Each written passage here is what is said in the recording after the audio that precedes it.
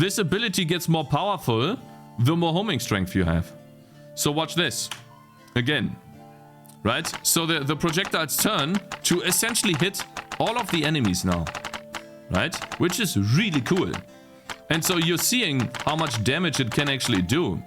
And now if I get rid of the homing strength, this is what it looks like without. It just flies out. And it like almost everything misses. Right? It looks really bad. So I'm really proud of this, what I did here. And so what this means now is that this homing strength thing here can essentially turn this ability from a 2 to a 5 out of 5. Do the projectiles handle the case where the target died in the meantime? Because that's a classic. No, they don't. They just start flying. So they need to get a new target then, essentially. They need to figure out a new target. No, they don't. So I suppose we have to still fix that error. Yeah. Either new target or just continue along. I think it will just continue along. So it handles that case already. They will just continue along. Did you see the new Insta hit pixel art game on Steam? It did 26,000 reviews today, called Core Keeper. Pixel art has huge potential. Yeah, I know, but yeah, sure. Let's link it to me. That looks really. That's a really cool idea. No. Give me a second, guys. I need a coffee. That's cool. I want to see it. Cakez, can we put 100 of those Tangies on the map for some ellipsy? You want me to do this right now? So you guys get 100 Tangies on the map right now? You want to do that right now? Like as many as I can fit, you mean? Epilepsy? Yeah. I mean, this guy won't hit anything, right? So... Alright, fine.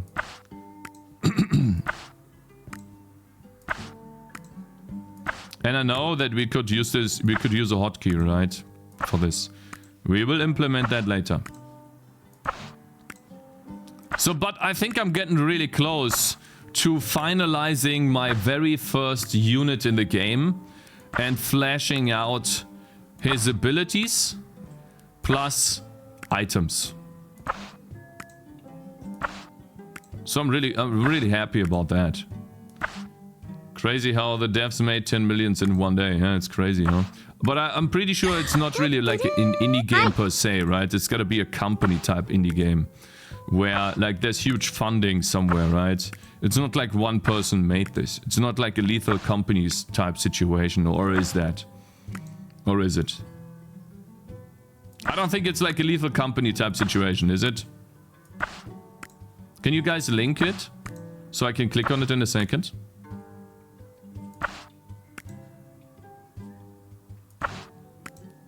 Okay, I think this is enough. Okay, guys? Let's see what happens.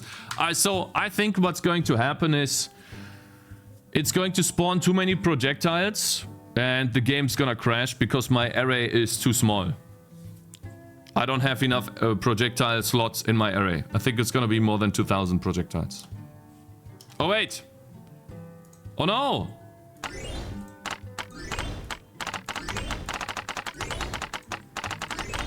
I forgot!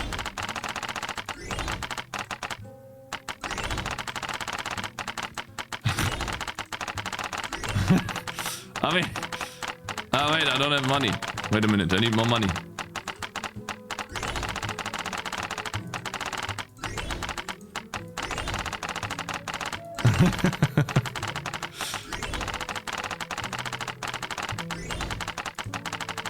This is really funny, holy shit. I think it's funny if they scatter around. Alright, so they managed to beat the round. Let me upgrade everyone right now. Wait a minute. There's more. Yeah, this guy. I mean, there will be a lot of projectiles, I know.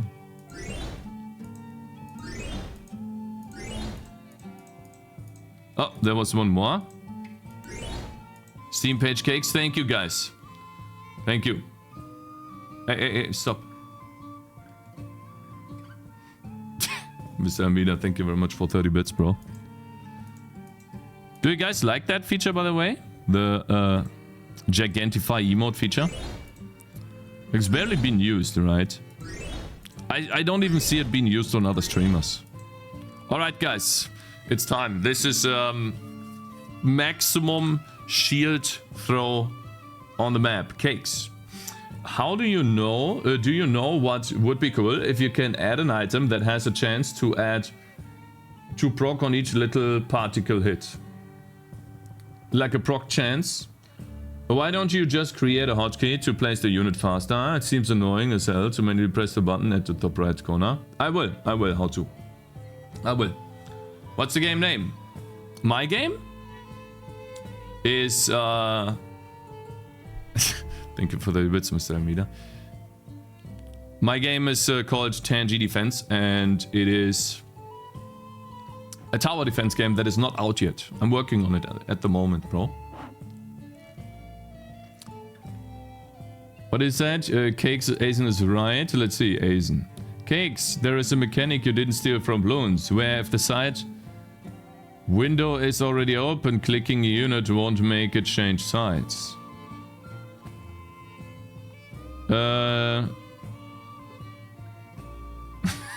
Thank you guys for 30 bits, Mr. Amida, Rico, and Paradox. Can you stop spamming the clown emote now? Can we, like, move on? Okay? I don't know why you just keep pointing at yourselves being clowns. It's kind of toxic. No, Azen. If you click on a unit that is on the right, it will open it up on the... Like, if you click on a unit that's on the left, it will open it up on the right. If you click on a unit on the right, it will open it up on the left. Not if it's already open, it won't.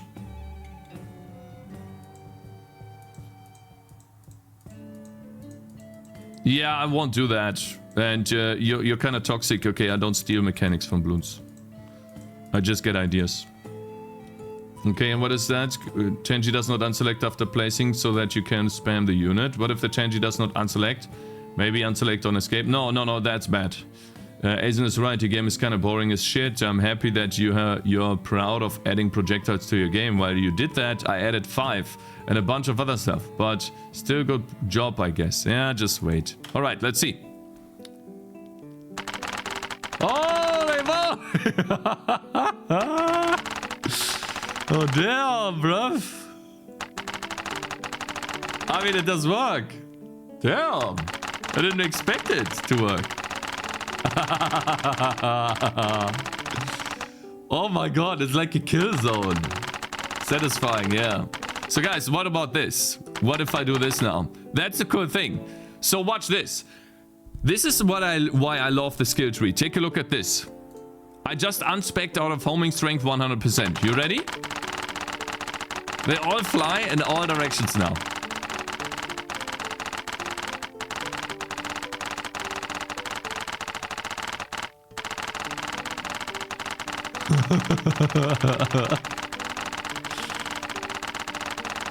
StarCraft 2 carrier vibes. Yeah, it's like StarCraft 2 carriers. Right, true. Now make them explosions. Damn. Looks more and more close to Bloons every day. Is that tanky anyway? Shut the fuck up. It's not like Bloons, bro.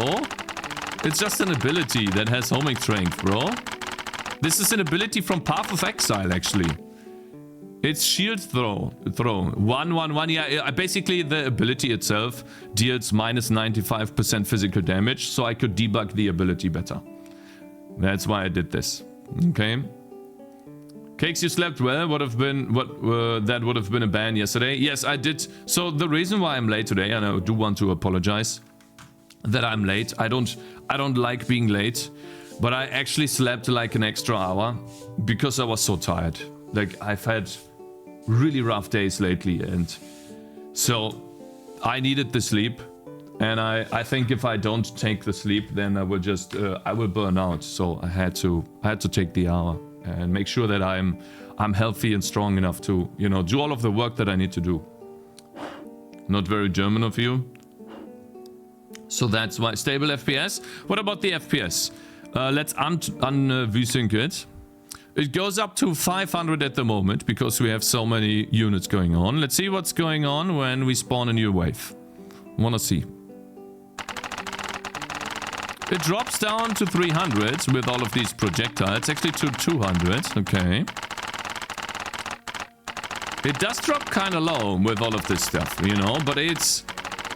I guess it's still kind of feasible. Cakez stream bio, you just removed the +2 after GMT. 150. 120. Do you guys know why this happens, by the way? You guys want to know why this happens? If you're always late, it's eventually the new time. No. Like, I want to be streaming at 11. What's the rendering API behind your game? Not Vulkan. OpenGL. It used to be Vulkan, but it's now OpenGL. Take care of yourself. It's cool to see the game progressing, but do rest. Yeah, I need to rest. I know that. Yeah. FPS with homing enabled. Homing enabled doesn't do anything, but of course we can do it, yeah. Sure. Like the extra calculations don't do anything at all. See that? Damn, bruv. So, and the reason why this happens, by the way, is the CPU, guys. It's the CPU. My CPU is weak, and I'll explain to you when... GL renderer, CPP. Sort. That's why this is so slow. This is the reason. Sorting. So I would need to put these things into an unsorted layer or something, or give them like a flag to make them not be sorted. I cannot comment out. What I need to do is create a save point here, close the game, and then I wonder if it's the transparent transforms or something else. But I guess we can do if false here, and then unlit transparent transforms if false. I don't think they are unlit. UI transparent. So I think it is one of these two. Disable sorting for a second. Let's play around here. Maybe don't sort projectiles. Yeah, so that's what I mean. We'll have to see how I do that.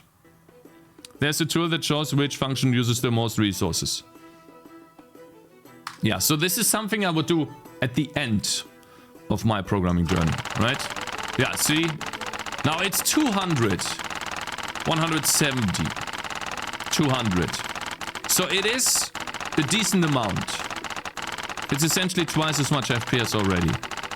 So it looks like there are still more ways to improve this, right?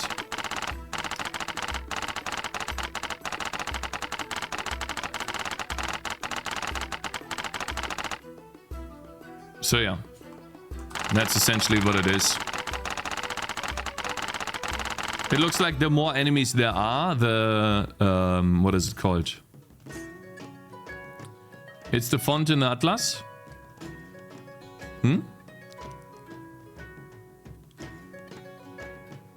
Sorting is something that is easily done on a separate thread or a compute shader. Yeah, we'll see how we do the sorting, of course. But even if, like, a separate thread, you say, I still have to wait for the sorting to be done, bro. So I can't just, I don't know. So, like, I can't do the draw call unless it's sorted. Okay, now the array is full. Spawn projectile, yeah. How many projectiles do I have? 1,000. Yeah. Cakez, I have a question. If you speed up the game by, for example, 10 speed, does that also mean that the game uses 10% more CPU? No, I just multiply delta time by 2. So essentially the step each time is faster. Yeah, I could do a job for the GPU unless you need sorting info back on the CPU for other reasons. Yeah, maybe I can, but I just don't know how to do that. It's like in a compute shader, right? I'll try to do that in a compute shader with stuff. We'll have to see how good that works. But again, this is something we do later, guys. Okay? Let's go back to the renderer and undo the stuff here. There you go. Any Asian lovers for Cakez? Shut the fuck up. or the game just waits less. The game, essentially, so the game, when I update the game, I supply delta time. When I speed up the game by 2, I multiply this by 2. That's speed up. I still do the same amount of iterations, I just have more time. The time step is bigger. That's how I currently do this. And I will most likely have a fixed time step, which means that in the future I will update my game 50 times per second, and then I will render the game as fast as possible if it's unlocked. So I will have a locked time step of 50, and this is where the logic will happen. This will be another improvement in the future. But that requires a big rework that I just don't want to do now. First I want to build the game and then push it to its potential, and then, you know, make improvements along the way. Because I think in this type of game a fixed time step is really important. Not only for logic reasons, making sure that the game functions always the way it should behave, right? That there are no floating point errors because we have so much FPS, and that the game runs faster, ultimately. Cakez used to have an if check on everything that cared about time check for speed up. Yeah, I used to have that, yeah. Hello Peter, good morning, how are you doing today? Thank you very much for asking, I'm good. I did sleep a lot, and yeah, I'm good, thanks for asking, man. Hope you too. You double buffer to avoid waiting?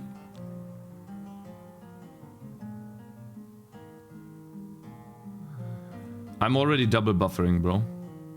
In OpenGL, it is just a... In OpenGL, this is just a flag. So it's already doing it. As far as I know. The CPU is just so slow. We managed to do this, and now we need to go back to... Do I still have this open? Yes. We need to go back to this original question from yesterday. So we have projectiles, or abilities essentially, that are automated. And essentially what we have is tier 1, tier 2, tier 3 and tier 4. They all have a cost and a cooldown. So, and some of them have a cost of 0, but a cooldown, which means they can always be activated once the time is over.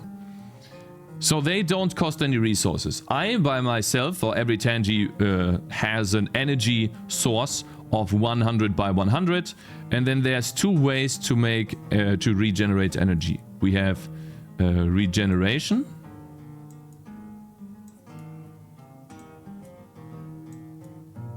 and then on hit.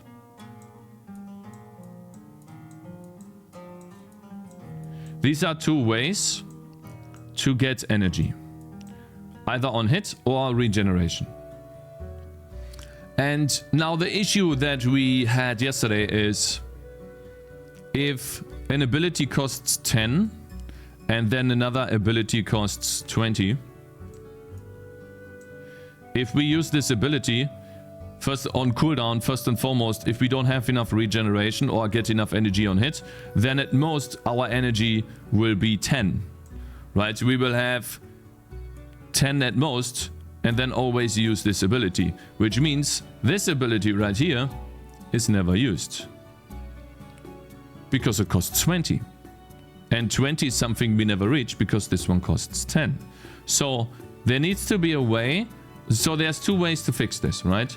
Number 1 is just have a lot of regeneration or energy on hit. Get a lot of that, like for example 5 per second, or maybe more, 50 per second. And then energy on hit would be, I don't know, 15 per hit. Something like this. Hello Diamond, how long time no see, bro? Hope you're doing good. Hello.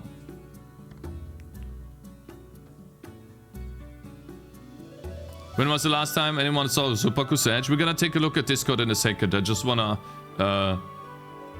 deal with this right now. And so, what I wanted to do yesterday, and the reason why I added in this new ability, the shield throw ability, is to give 2 abilities a cost of energy, and then play around with energy regeneration and generation to figure out, well, how would we be able to balance this? So now we need to work on this right here. The cost for abilities. So what I want to do is essentially first create these 3 abilities. The Wind Slash, the Shield Orbs, and this the Shield Throw. And then give essentially buffs to these abilities in terms of projectile speed and homing strength. And then see how they work together if 2 of them cost energy. Did you ever black your Wukong, by the way? No, I did not. Gotcha, bitch. Will you teach Zoe programming at an early age? Only if she likes to. I will try to make her get into programming by showing her something cool. You know? I can like basically... Wie nennt man das in Englisch? Ich kann sie in eine Richtung lenken. I can show her the path, but she has to accept. Or she has to go and do it.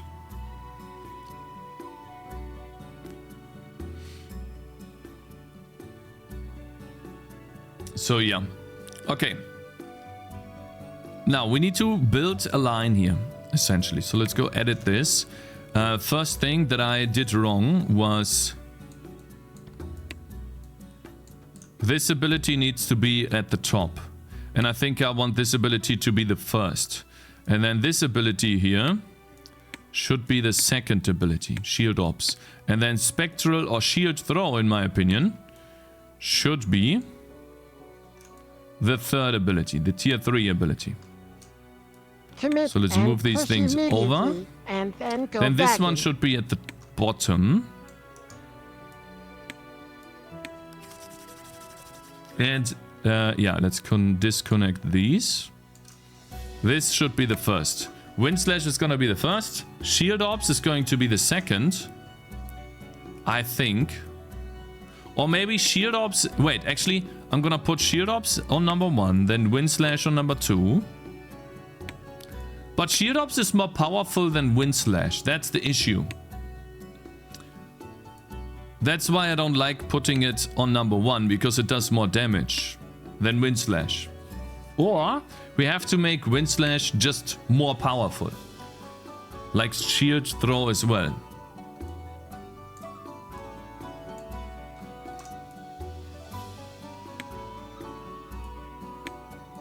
Let's get rid of this. This should be at the bottom here. By the time she grows up, she'll be able to make a clone of this game in 2 days. No.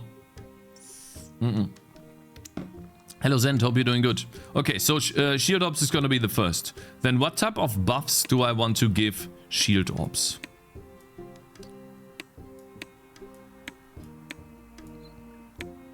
I think cooldown reduction and projectile speed is a good start.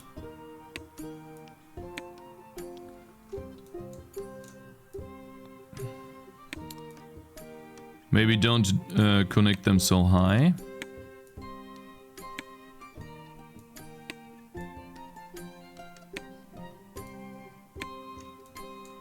What do you guys think? Wait a minute, this looks odd. I think this needs to move here.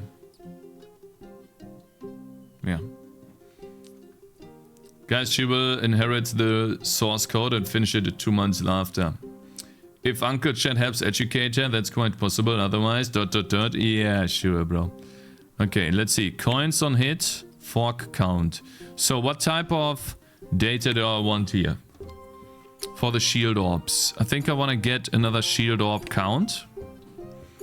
And I think in this case...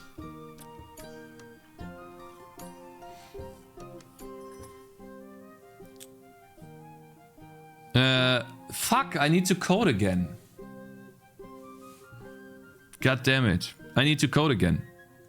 So essentially, if I add another shield to this, I want to have the distinction between additional projectiles and additional attacks or hitting more units.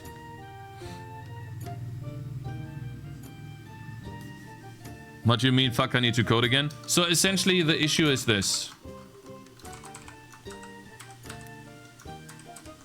Dude. Right here.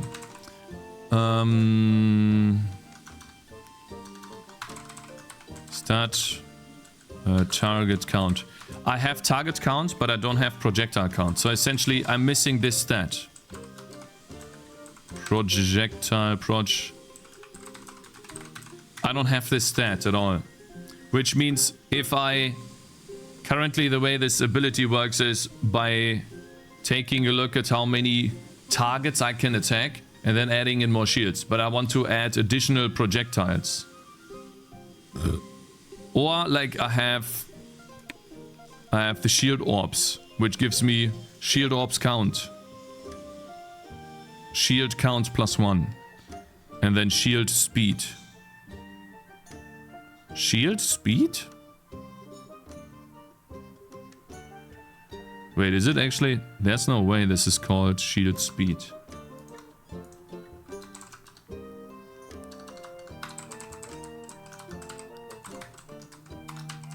Actually called shield speed. That's bad.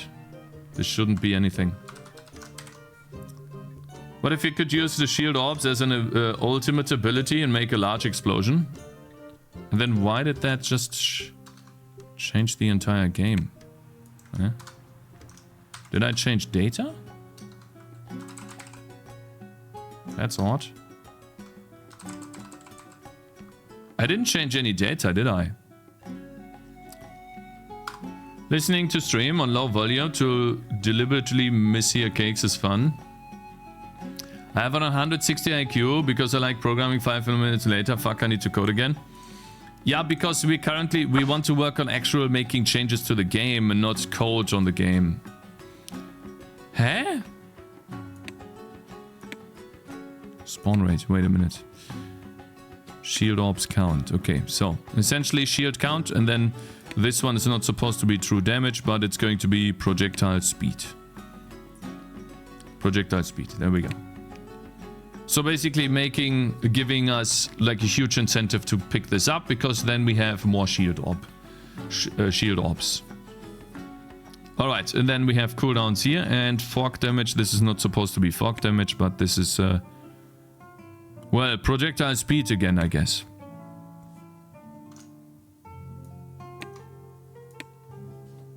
Projectile speed. Save. Okay, now, wind slash. Projectile speed makes wind slash more fly further.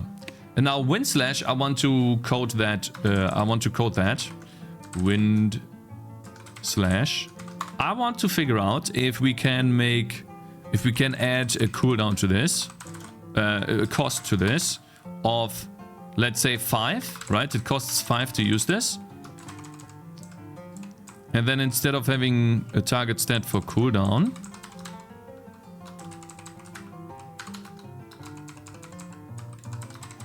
this is stat ability cost, and then don't add the cooldown stat. There you go. Now the wind slash should cost 5 and have no cooldown. So we can spam this as long as we have energy. And now, getting towards the third upgrade path. Here. And I think I want to space this out a little bit more, to be honest. Just to have more possible buff locations. Maybe like add in one more here in the middle. Or like, what do you guys think? Something like this?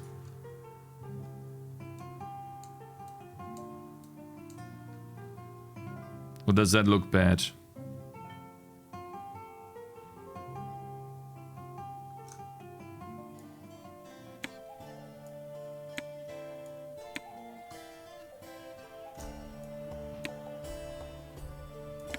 What do you guys think?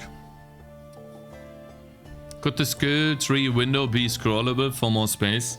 No, it will be in one window. Otherwise, it doesn't make much sense. And then this run right here, I wanna change the sprite to a bigger one. I don't have a good sprite here though. Yeah, we need like some sort of cool sprite for this, but I guess... What do we have? Cooldowns?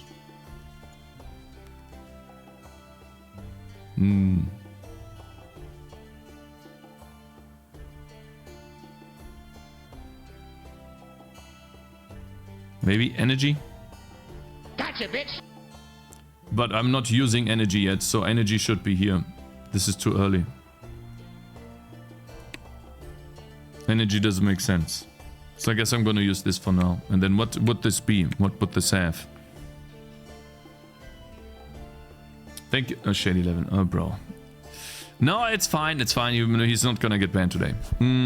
Let's see. I can't go for energy yet. Right? But I want to make this optional, essentially.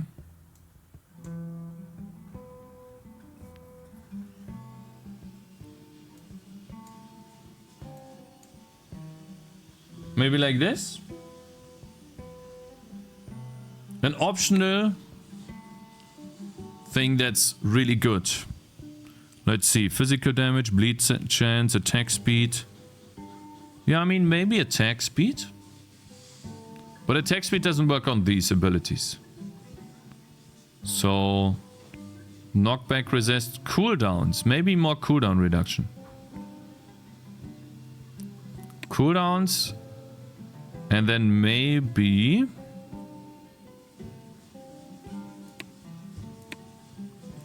maybe minus 10%. And then we need one more.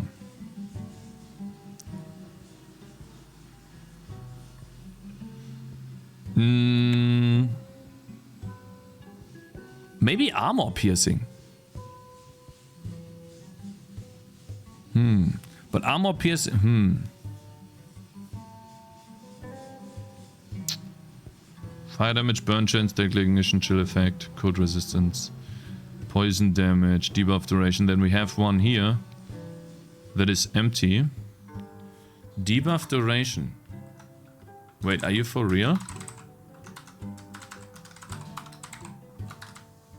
Wait a minute. After debuff duration. Oh yeah, right. There's another stat that I didn't add yet. That's the stat projectile count, yeah.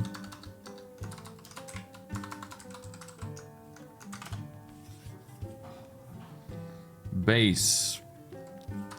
0, 0, I guess. No increased. No more.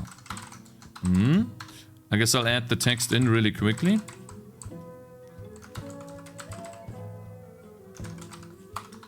Here you go. So instead of string name projectile count, that would be no, actually yeah, projectile count, and then instead of PS, that's projectile count, and add those in, and then PS. Pierce. There you go. No. There you go. Add that in.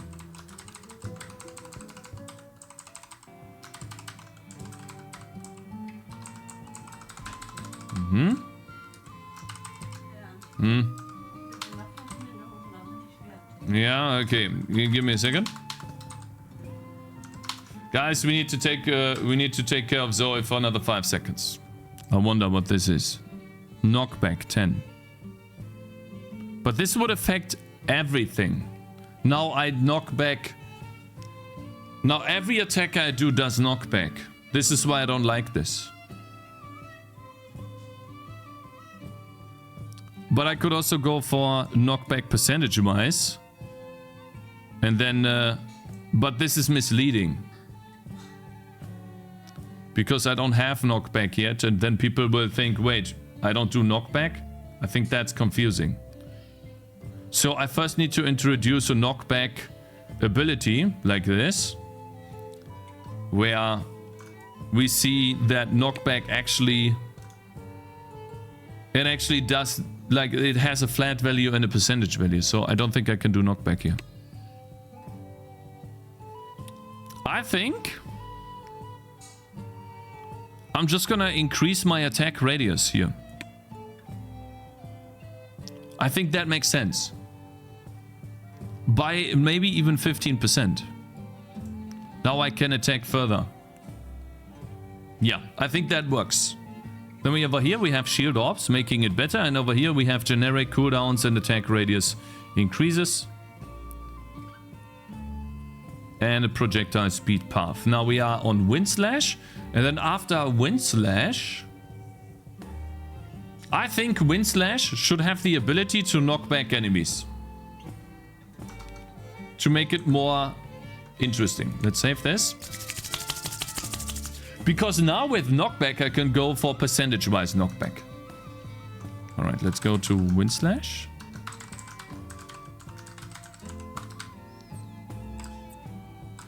And do a float knockback. Let's say it knocks enemies back by 10 pixels. And that would be at the very end. After the physical damage. There you go. Attack radius, physical damage, pierce count. Stat, knockback. No, knockback. Like this. Then knockback.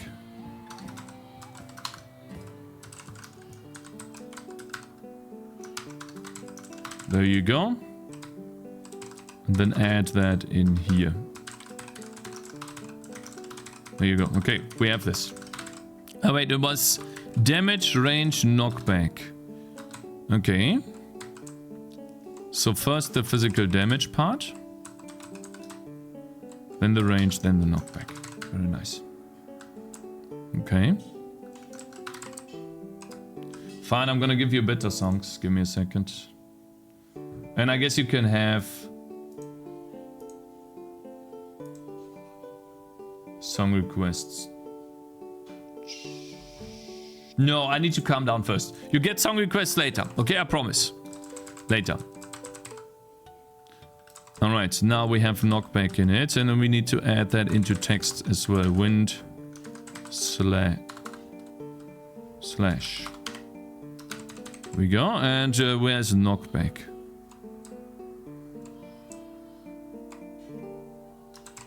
Am I so out of touch? No. Mr. Elmido is gifting 1 sub to the community. There you go.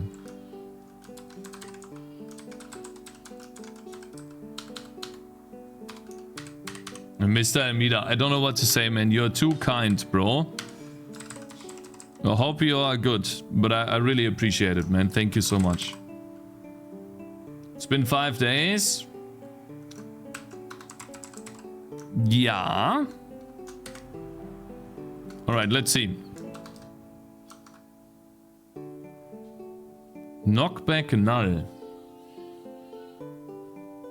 Whatever that. Less thanking, more coding, please. I want the demo.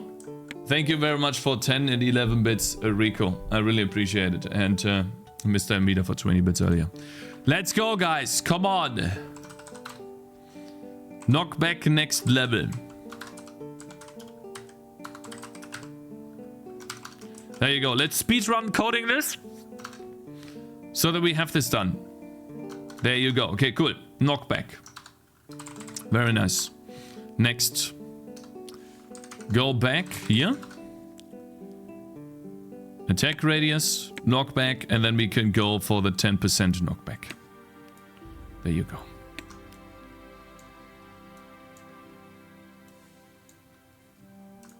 There you go. I think this looks good. Then we need a path down here, which I think I'm just gonna duplicate some nodes. Here. Uh-oh. What happened to penis? Like this. And let me get one big node here. This one, put it here. There you go. 10% knockback these nuts. So now we can go for big dick knockbacks. 15%.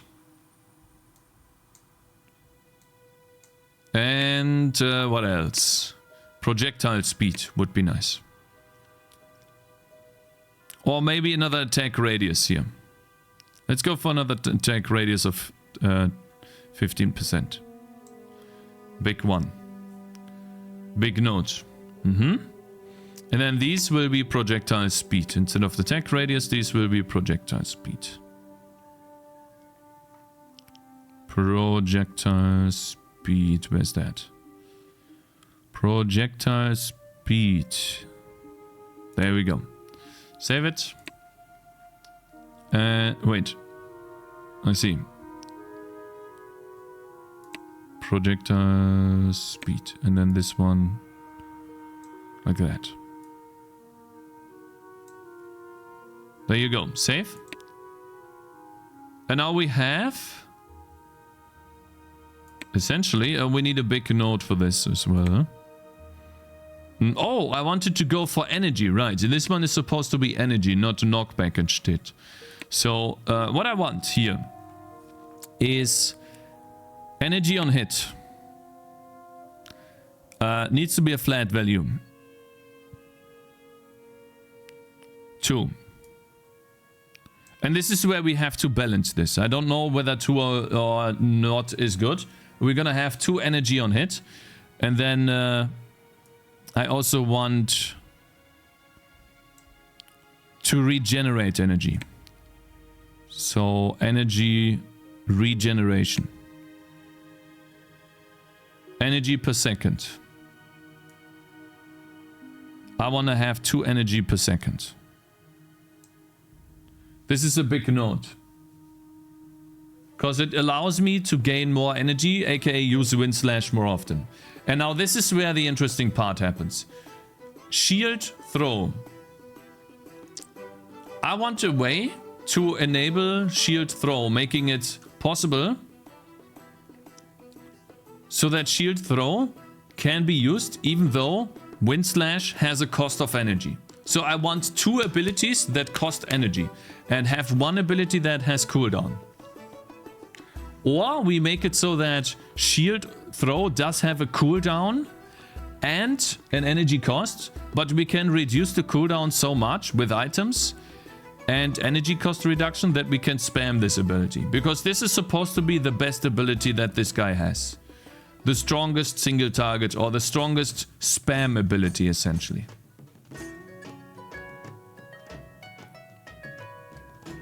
That's essentially how I see it. Or maybe I combine a cooldown and energy cost for wind slash.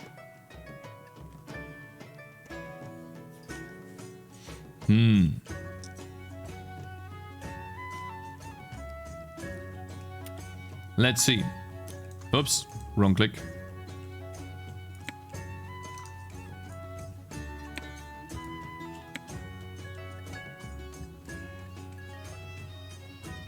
Damn it, I think I need to move everything a little bit further to the left. How far can I move this to the left before it starts getting in the way? Or maybe I move this further to the left. Shit. I might have to move the origin of the skill tree further to the left. It looks like it doesn't really fit.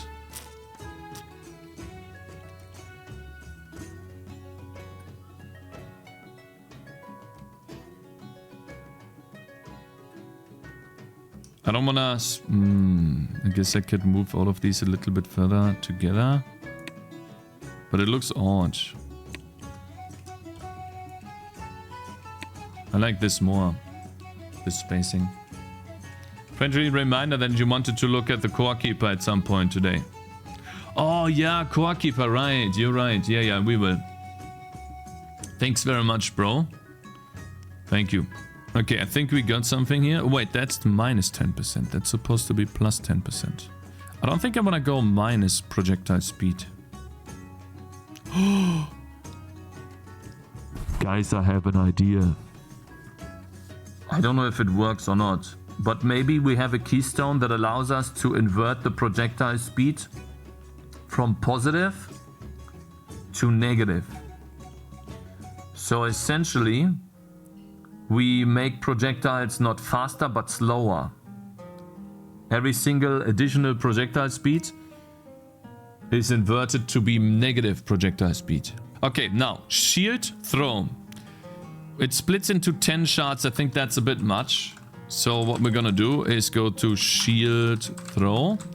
First and foremost, the cost, in my opinion, should be 10. Should be high enough so that we can invest into it. We also have to take into account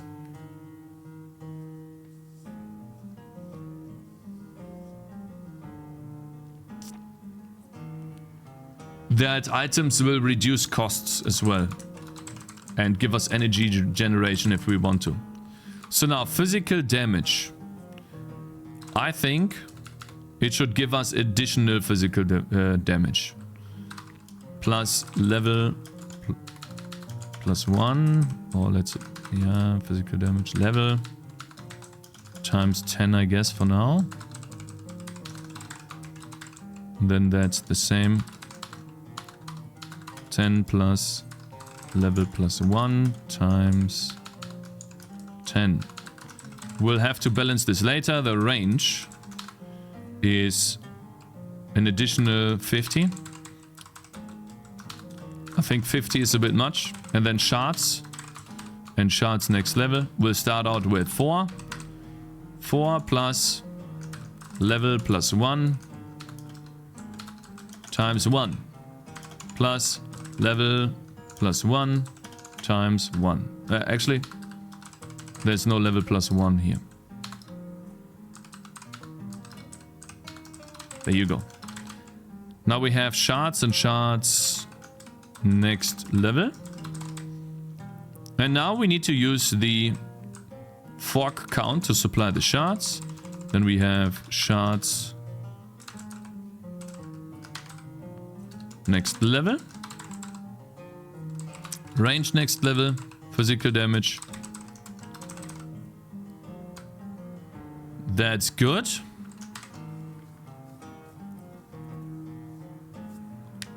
Shards, yeah, exactly. Shards with T. True. Alright, now let's take a look at what we... Oh, shit. Fuck, I had an energy symbol here, right? Wait a minute, I didn't save that. That sucks. Sprite. There was an energy symbol. No, not a coin symbol. An energy symbol. And it gave me energy on hit. I think it was 2. And then over here it was energy regeneration, which was 2 as well. And then maybe plus 5%. There you go. Save. Right, now, and then this one, projectile speed, was not minus, but plus. And then over here we have a cost of 10, range plus 70, physical damage 20%. This is wrong now. Physical damage should be plus 20. So not percent anymore. How can we do a plus, guys? I guess plus like that. There you go. Did I save? Did I save the skill tree? Please tell me I saved. Thank God I did. Okay, so now it says physical damage plus 20 and shards 5. Thank you very much for following, Ralph. Oh, Cakez, you think you forgot to remove the paid promotion thing from the Trash Legend? Oh, I see. Thank you. Thank you so much for telling me, bro. That's really important, yeah. Haven't been here for months. How's the game coming along? Good, Smack GDS. We're currently working on finalizing the very first skill tree. Or was heißt finalizing? We're currently working on locking in the first skill tree of the first units in the game, the defender. And currently we are working on the tier 3 ability, shield throw, and then upgrade paths for that. Projectile speed. Fast-sized finalizing, yeah, in English. Halt. Hey. Yeah. And it looks like we have to move the skill tree a little bit to the left, guys. The origin is a little bit too far to the right here.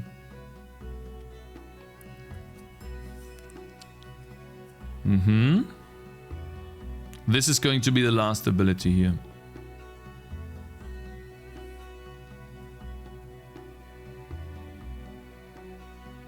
Okay, let's add 2 more. Or actually, let's disconnect these here.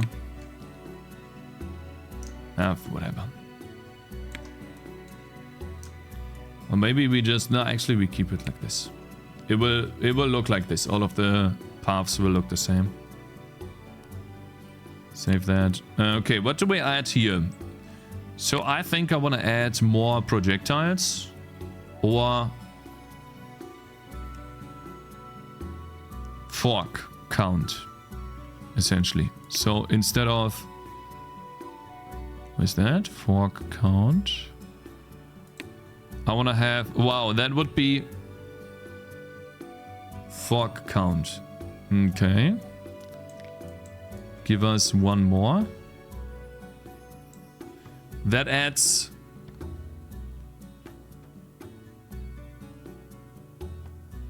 So, like, I need a different name for this. Pretty sick with the procedural branch graphics between nodes. That worked out well. Yeah, right? I like it too, man. I noticed that yesterday when I was working off stream. And I think I have gotten to a point where I can build this pretty well. I still need, you know, while using it, I still notice some stuff that I need to add to the game to make it essentially usable for me as a game developer, like a game development tool.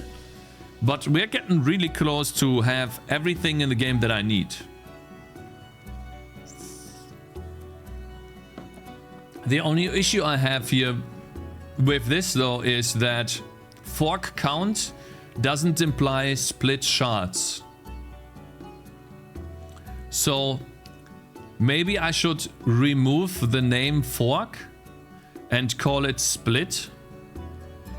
And then I have another ability in the game that you guys have not seen yet.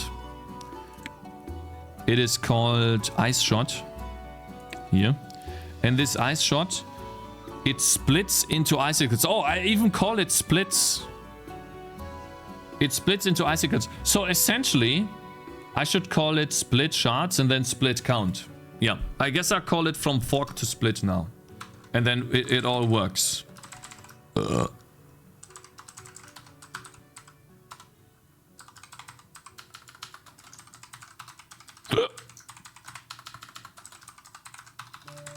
Cool.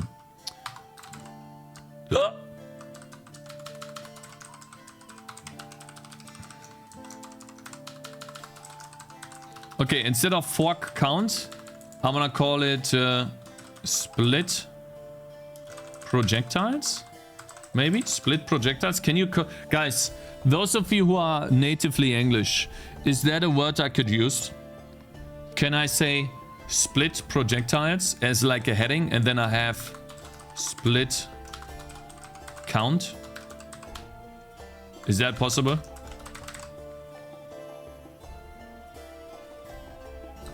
And then I think I'm gonna remove the fork damage here. Damage reduction. If it splits, I think it's just gonna keep the damage. Yeah, when they are arranged under a header, it works. Split projectiles, split count. Yeah, they are. Cakez, what game engine do you think is the most developed? Public and private ones. I think Unity. And Unreal Engine for 3D. For 2D, Unity and Unreal Engine for 3D. Why do I say that? Take a look at these games. Also, take a look at Coffee Lava's game, Books of Grandura. Okay, if you want to support him, Coffee Lava, fellow game developer that's been on the stream for a long time. Also, a mod to the channel that doesn't do any more work.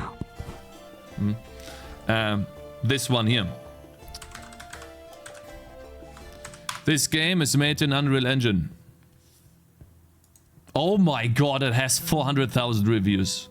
Holy shit. Goodness. Oh wow. Wow, I wasn't even... Wow, holy shit. Let me turn this off. I didn't even see that. Goodness. This is crazy. They said they sold over 10 million copies or whatever. Holy... I think I looked yesterday and had like 270,000 or something. Wait, let's take a look at SteamDB. Let's look at the charts. Wow, 2 million. 2 million. And it's going up again. Guys, you know when this line is gonna go higher? You know what we are approaching? We're approaching the weekend. I'm pretty sure it's gonna go higher on the weekend again. It's kinda dropping a little bit, but holy. Now look at Concord's game charts. And then, so this is the first game, right? This is the first game. Now take a look at this game.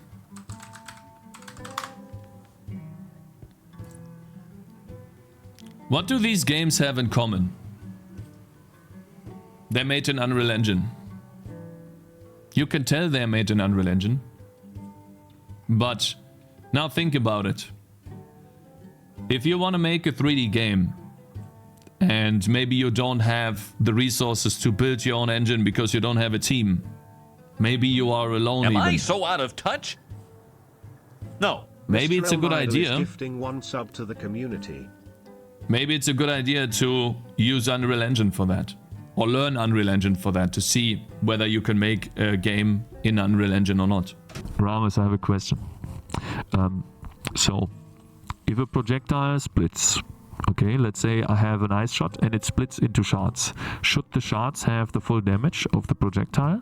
I have this stat right here, it's called fork damage, which is essentially a damage reduction.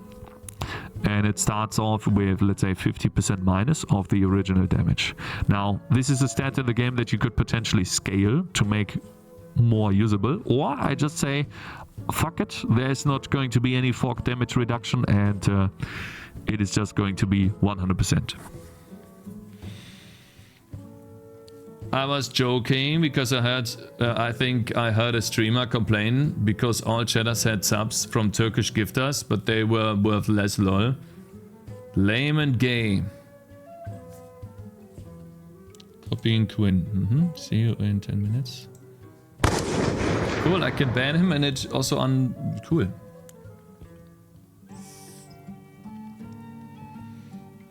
I'm asking Rames. That's game design. I'm not a great game designer, but I would reduce damage on the shards.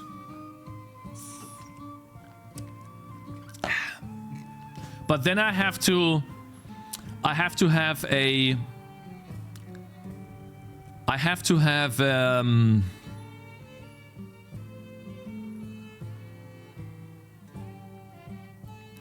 essentially have to have a stat that says shard damage minus 10% or something. Or split damage minus 10%. Alright, okay, so let's change fork count really to call it split count. There you go. Is it split? Or is it called something else?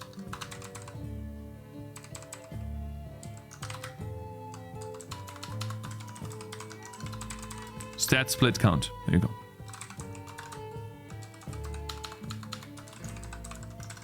They're totally wrong. Okay, let's call it then split damage. I don't know about this, guys.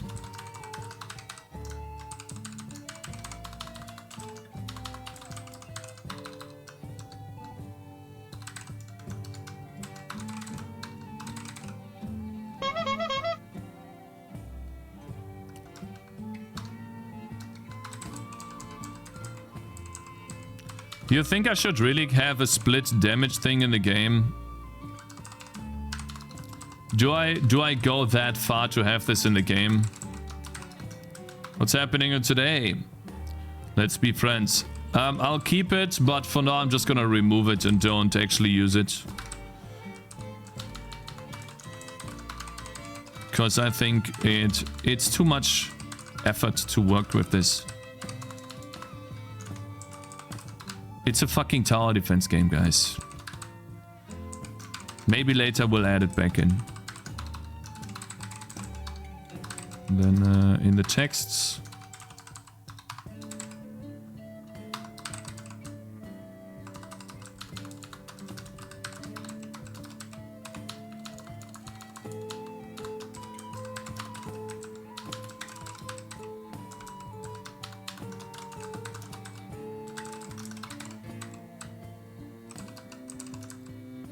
Hä?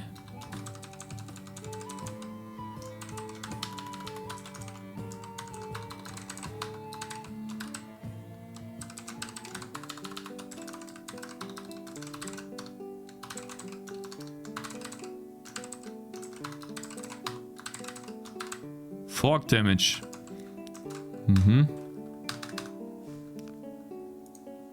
And what did you say, Christ? Sorry, I missed that. You were just chilling?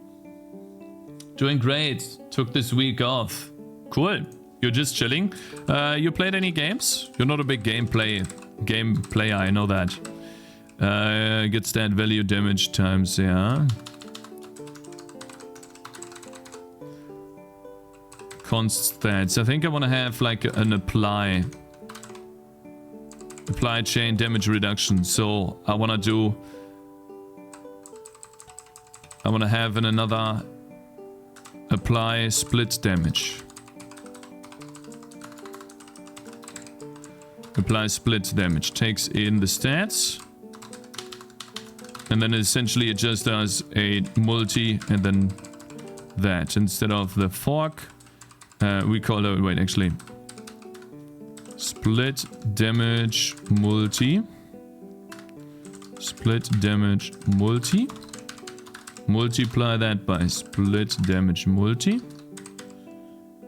And that is it, essentially. Cool. See that? Was that complaining now? Eh?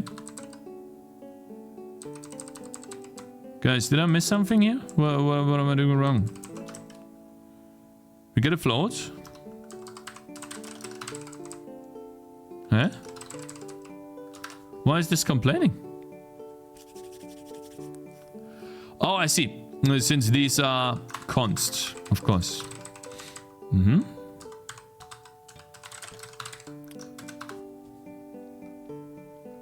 Oh god, there's so much. Simple TD, not RPG, guys. It's a simple TD. Yeah, you're right. Keep the chat toxic, guys. Cakes, have you seen the Dustborn drama? No, Omega Destroyer. What is that? Have you guys heard about the Duststorm drama? I played Minecraft and not a single time did I witness a bug. I played Minecraft and my game stuttered a lot. Hey, Coffee Lava, looking handsome today. Thank you. Coffee Lava, I'm currently gathering questions for your game, bro. And would you be willing to do like next week where we talk about the game?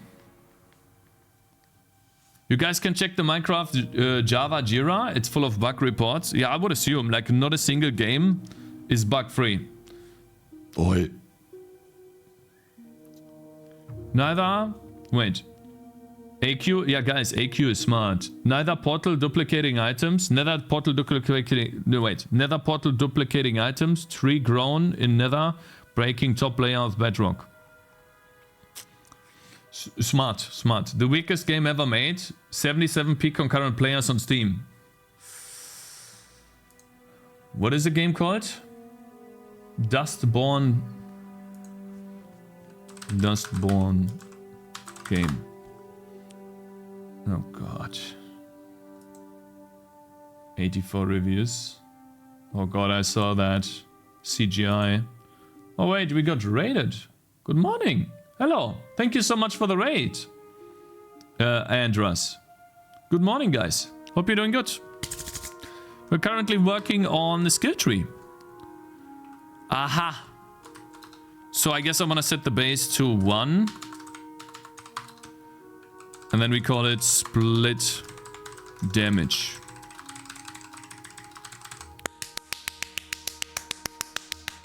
Yeah!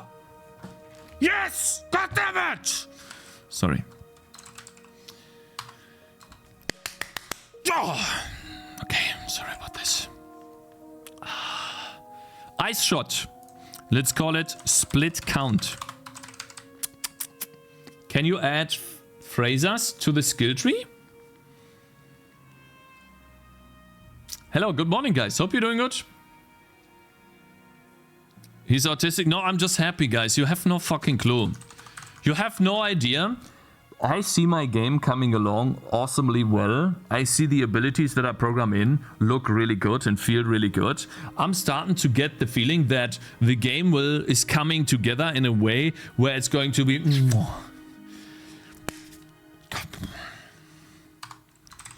Okay. Yeah! So, let me have my fun, okay? Hey Cakez, do you like parsers? I struggled a few hours with one. Parsers? You mean DPS meters? Something like that? So for example, if I play World of Warcraft, I parse my DPS. So by the way, guys, when I played Rift, you know, I know it's not World of Warcraft, but I was always one of the, you know, always one of the top parsers in Rift. Okay, people wanted me for my deeps. Projectile fork count. It's called split count. So essentially what we can do here, apply fork damage reduction. This is essentially apply split damage reduction. And then we essentially just do that. So apply split damage. And that takes in the forked projectile.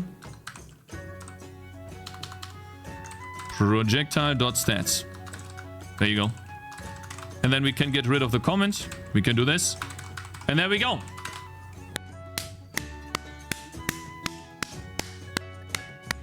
We apply the damage reduction that easily. You see that? And now we have fork damage reduction if we want it. If we want it. Right now, it is 100%.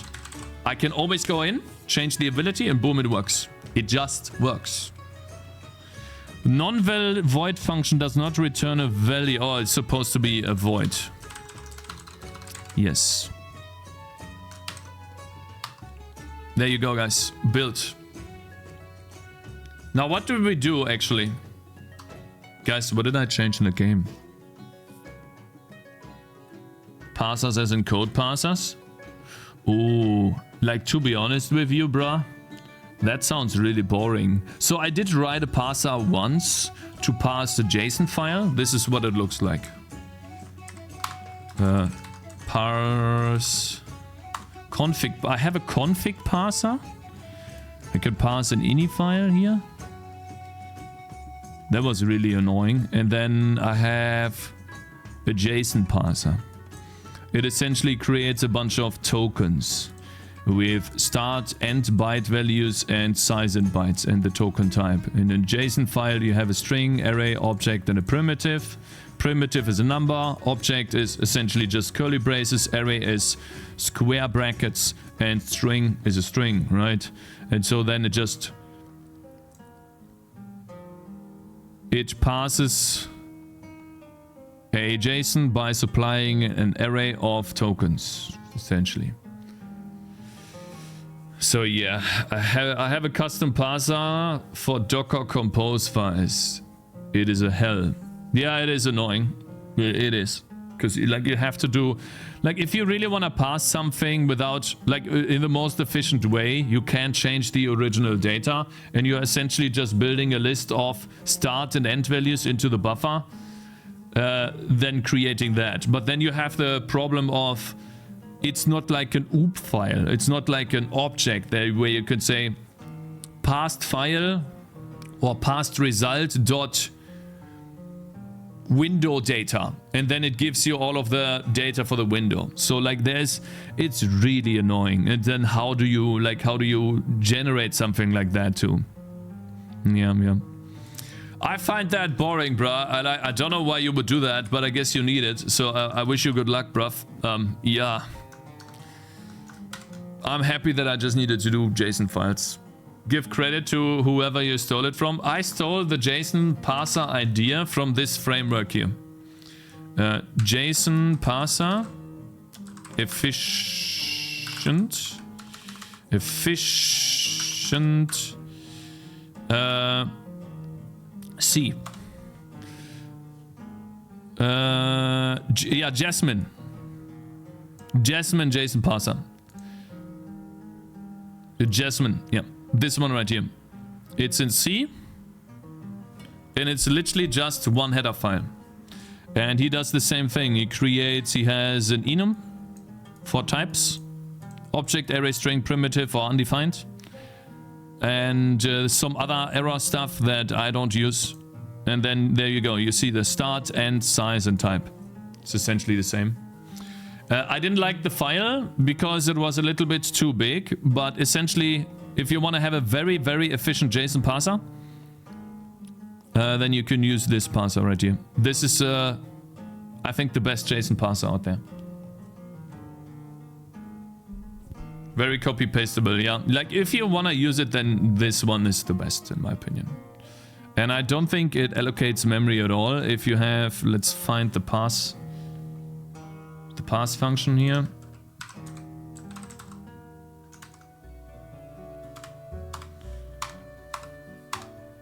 Okay, wait, no. It's gotta be at the... And return count. It's difficult to say where it begins. It should be here somewhere. Case. Yeah, these are the case statements. So it has to be pass. Jasmine pass. Exactly. And it takes in a list of tokens, an array, and a size. So it's like completely C, which is why I rewrote it in C++ to use an array instead of C style. C like interface. Yeah. Did you include the original code license in your code? I basically took the idea and wrote the code myself, bro. So no, I don't have to do that. Because I do things differently than he does. Now, can we stop talking about this? Because we are making a game here, okay? Thank you.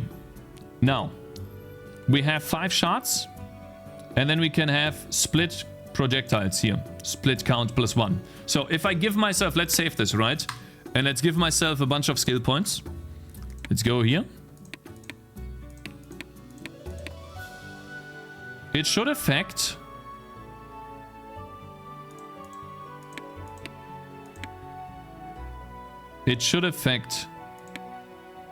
There you go. So I can go for 6 plus 6 shards and more range. Shit. It doesn't give me the shards here. Plus 5. It's 5 shards. These are the base stats though. And then split count plus 1.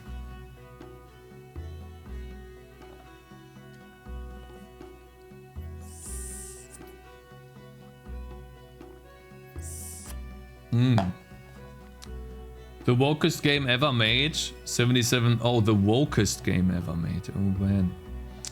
But I think you should not listen to others when it comes to Rust. Rust is pretty much supports your style, flat containers, and indices. The people who complain about the borrow checker are the ones who do OOP.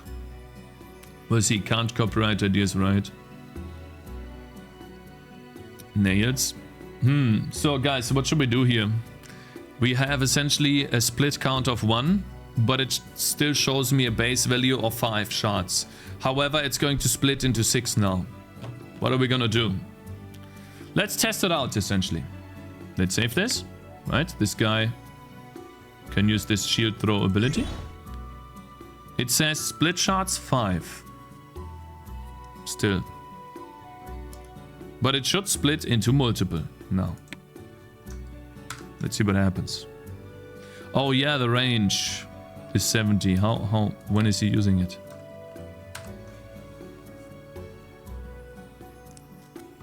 Alright, it flies. 6. It's split into 6 shards. Okay.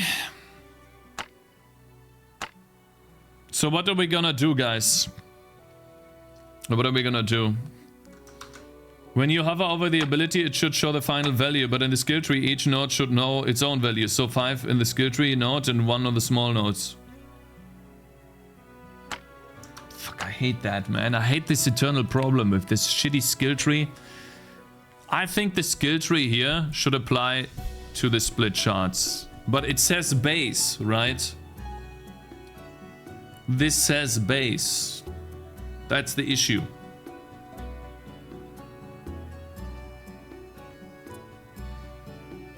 Fuck, I hate this eternal problem, man. Skill tree issue. So you have base and final. Then I might as well just only show the final.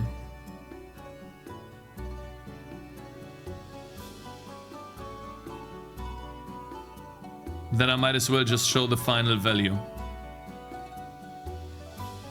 Do it like POV. Show more info and control. Nah, it needs to be simple, Christ. I know what you mean, but it needs to be simple.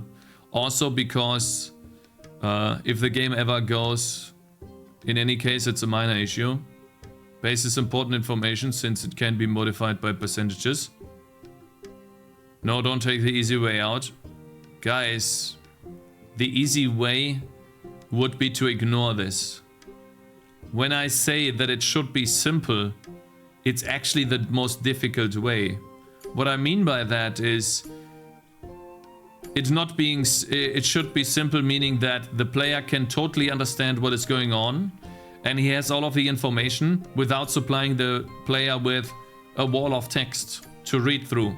So if this ability shows you shards 6, then the player knows, and it's always true, then the player knows, okay, so I'm currently, if I use this ability, it's going to spawn me 6 shards. If I then go into, let's say I have 2 units spawned, right? Okay, and maybe this guy has an item advantage over the other guy. Let's quickly pretend that the eye patch, let me add that in. Let's go to the eye patch. Over here, let's add in a new stat. Stat that gives me split count, base, 1. Alright, so let's say this guy has split projectiles on the eye patch, okay? Split count plus 1, you see that? Boom. Now he has the eye patch. This one should display me 7. Right? This guy right here, without the eye patch, it should display me 6. Because it's a different instance. Leave it as it is and add a pop-up when the game starts. Skill info might be wrong because I'm a clown.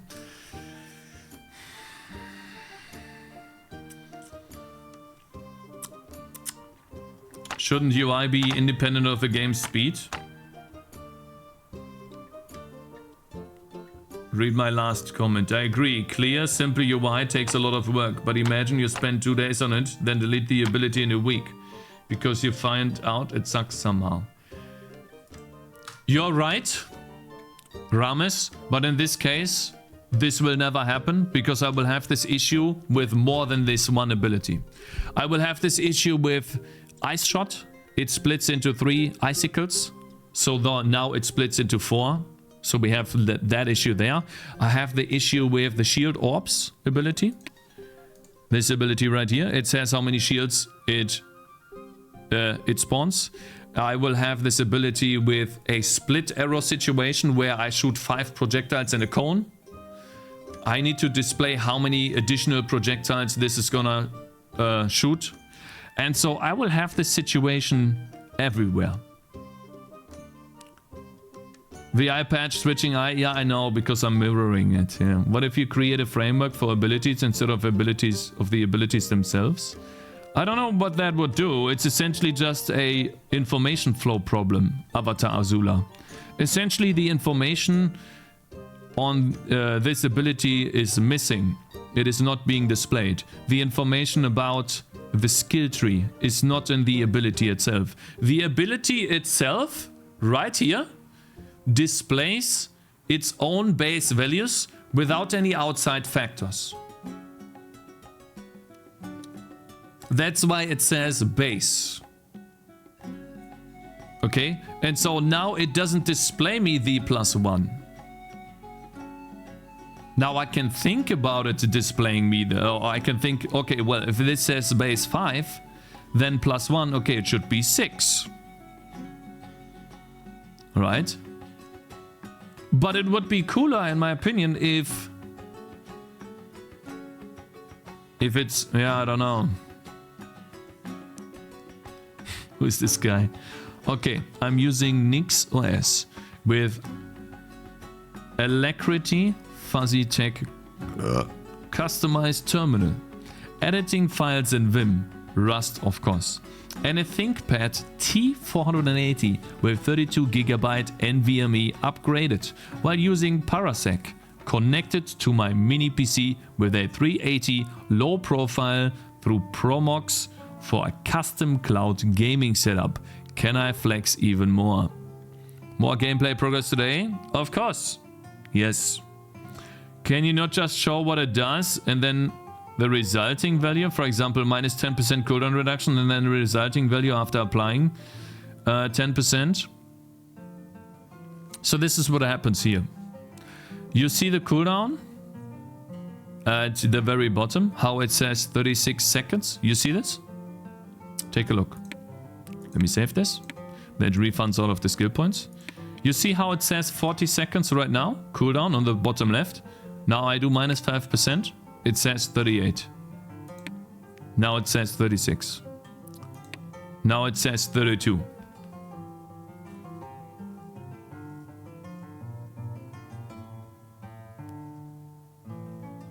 I don't need to fire the projectile to get the stats. It's very easy to get the stats. I'll show you how that works. Let's mark this as A. So this is how it works.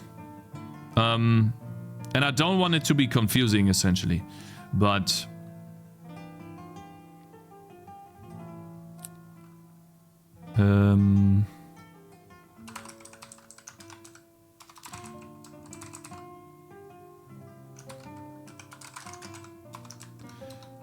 we can create an ability of type that has an entity associated with it.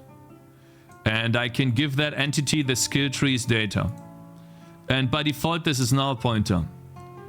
And so the entity only comes into play at the bottom here, where I take the stats of the entity and add the ability stats on top. So essentially I can create a dummy entity where I apply the skill tree, and then the skill tree data will be displayed here. Okay, so essentially if it says split shards 5, then it would be 6. But what I would need to do here then is, for example, if we take a look at shield throw, you see how many shards it does. That's how many shards we have.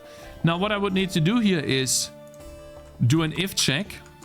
And this is specific to every single ability that could potentially be affected by something, right? If it says shards, then I need to check if we have an entity.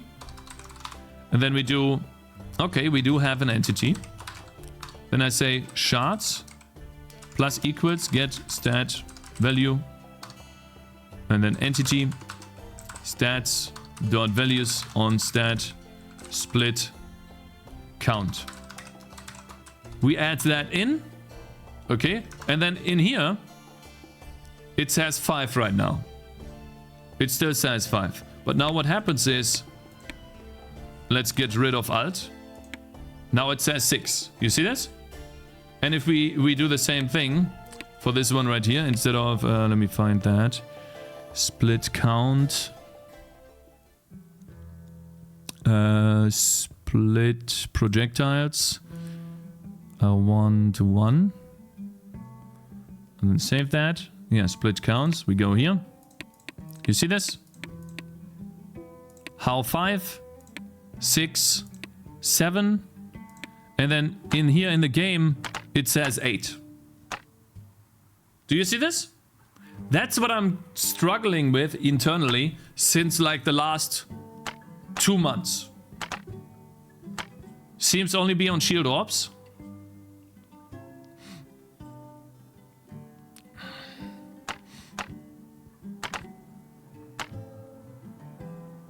Your streams are addictive for some reason. I listen to you as ASMR. Never stop using that keyboard. Cluck cluck cakes. Oh, that's awesome to hear, bro. Will there be hidden interactions between skills? Maybe some epic transformation like Vampire Survivors? I was thinking about this a long time ago, but so far I haven't done that.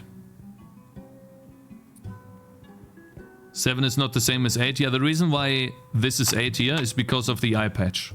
The eye patch gives 1 additional shard, while this one has 7. It doesn't give more features. No, like I wasn't finished, Ramis. I don't see a way to implement this currently into the game, and so I won't. What I do though, however, is at the very end of the skill tree, at the very end, I will have, for example, I guess build a wall. I will have the ability to choose between 3 keystones that fundamentally change the way the character plays. And for projectiles, that would be that projectiles return. So essentially, I shoot a projectile like Wind Slash, it flies out in a direction, and then it returns back to me, essentially dealing twice as much damage. And so for the shield throw, it would be, I shoot a projectile, it fires, then it splits off into multiple projectiles, these all hit, and then they all return as well. Why should items be included in the skill tree? No, items are not included in the skill tree. Items are included in the instances of the unit. See how it says 8 here for this guy. If I open up the skill tree for this guy, it says 7. If I click on this guy, it says 7 because he doesn't have the split item.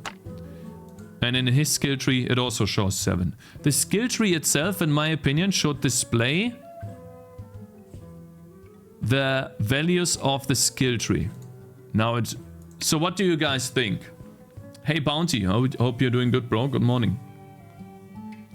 I think it should display, at least in a couple of instances, the base value from the skill tree. What do you guys think? What's the problem? The problem is that it says base. Is there an attribute that provides +1? Yeah, here. Split projectiles.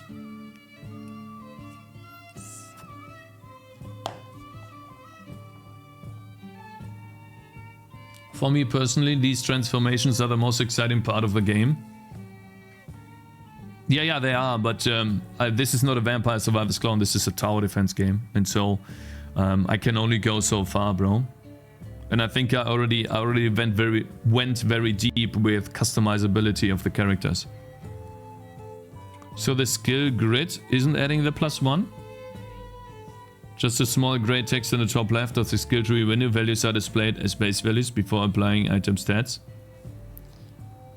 Show you, or you just don't show any changes of the ability in the skill tree, Cakes? Yeah, see, that's what I had before. That's essentially not doing this, right? So now it would display me 5, even though I have +2 here, because it says base value. Okay, and then for example here, shield orbs, shield count, still shows me 1, even though I know that I get an additional shield. And here too. Actually, it's not here. You see that? So I don't know what's the best way to do this. I have no idea. Just showing the tree values here makes sense. I think showing the tree values here makes sense, yes. And then I also have this cool little feature that if I close out the skill tree and I take a look at an instance, then it shows me the value for that particular instance. Right, so for this guy it would be 8, and for this guy it would be 7. This is complicated even for an RPG. The reason why this is complicated for in this situation is because you can display the skill tree in general without any instance attached, and then you can display the ability in the skill tree without any instance attached, but then you can also display the ability with an instance attached. And so if you have the issue here is that you can have the hero twice in the game, but they have different items and different stats, and therefore the same ability on those two instances can have different outcomes. That's the issue here. That one in the bottom needs to show the final values. So if the one in the bottom needs to show the final values and they all go through this code here, then essentially I have to enable this if check here. I have to do it, huh? Huh? Yeah, okay. Just make a new UI. Shut the fuck up. Hi, Cake. Oh, my man, Lucratus. Good morning. Is there a way I can consult your VS Code configuration? Stuff like settings, key bindings, and extensions. I've checked your Discord. Maybe I've missed it. Love the content, by the way. Have a good stream. Thank you. I don't really have it somewhere. I don't know what I should give you, to be honest. Maybe my config JSON file or something? Or what is it called? Settings JSON file, if you want this, I guess. You want this here? I don't know if this helps. I still think a control key to display the base stats instead of the final stats in the pop-out could work. Yes, if possible, I can give you this, yeah. Sure. I posted on Discord somewhere.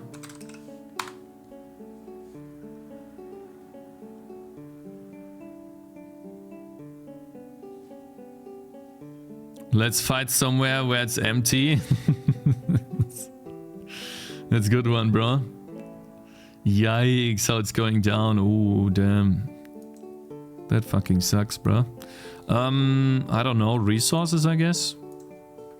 My VS Code dot settings settings JSON file.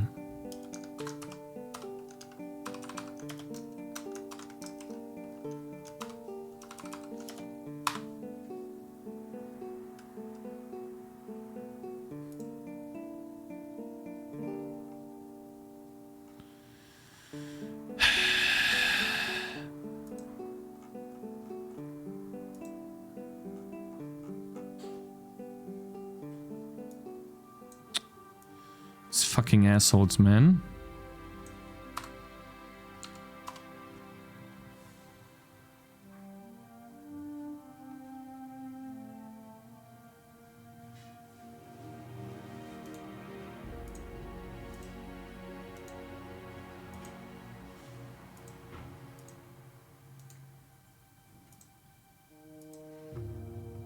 Nah, this guy was... You're lucky, bro. You're fucking lucky, bruv. There was another guy. You're so lucky that I forgot your name. I knew that there was someone else that spammed this shit. There you go, bro. Get rid of these... whatever. Like, yeah, that's it. He dipped. Yeah, what a pussy. Alright, we do this then. Fine. We do the if check here in the game. I have decided. We do it like this. But then we... every time... there is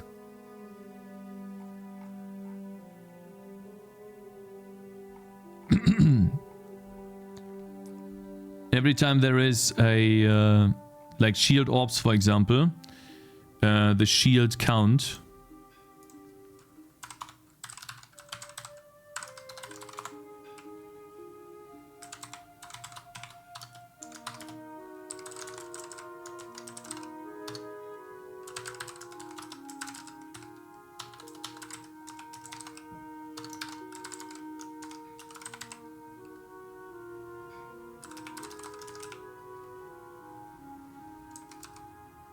projectile count. And then we also do stat shield orb shield ops count. There you go. And we do the same thing for shield count next level. There you go. So I would have to do this. Over here as well. Kinda sucks, but I guess it is how it is, huh?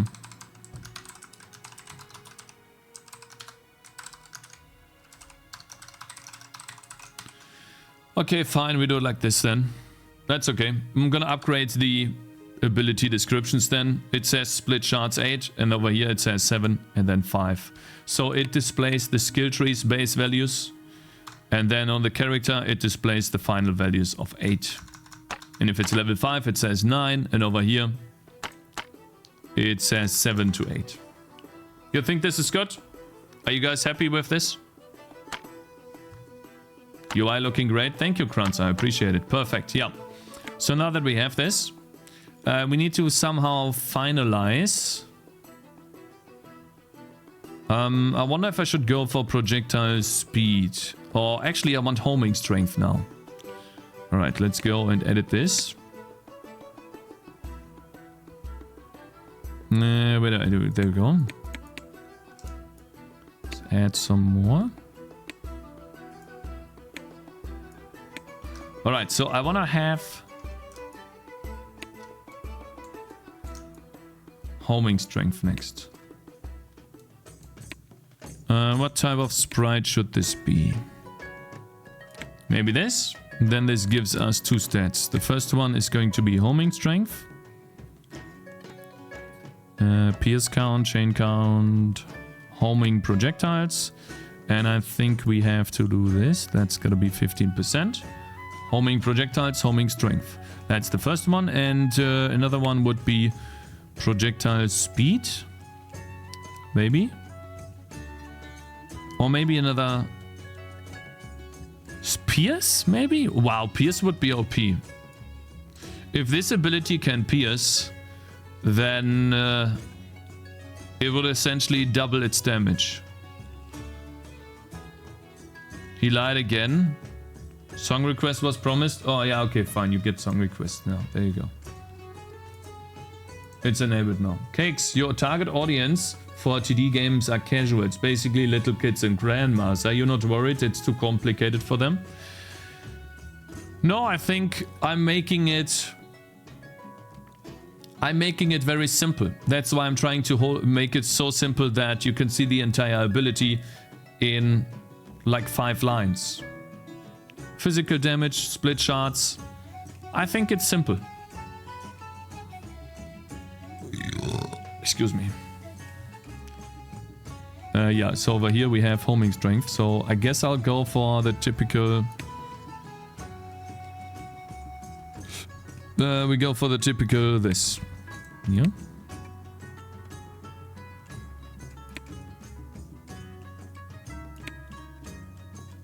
Then we say homing strength. Homing projectiles, 10%. And over here too. See guys, this is game development if you're making your own engine. If you're building your own tools and making your own engine, this is what it looks like. And the last ability here, the very last ability, we have not implemented yet. This would essentially be, let's say, this ability. Which obviously it's not. But that would be the last one, and then maybe we turn this into... What type of ability would that be? For now, it is... Let's do Spear. But it's a bad ability, but I guess then we have... Tosses a Spear, physical damage range. Cooldown 50 seconds. I like working in Rust instead of C++.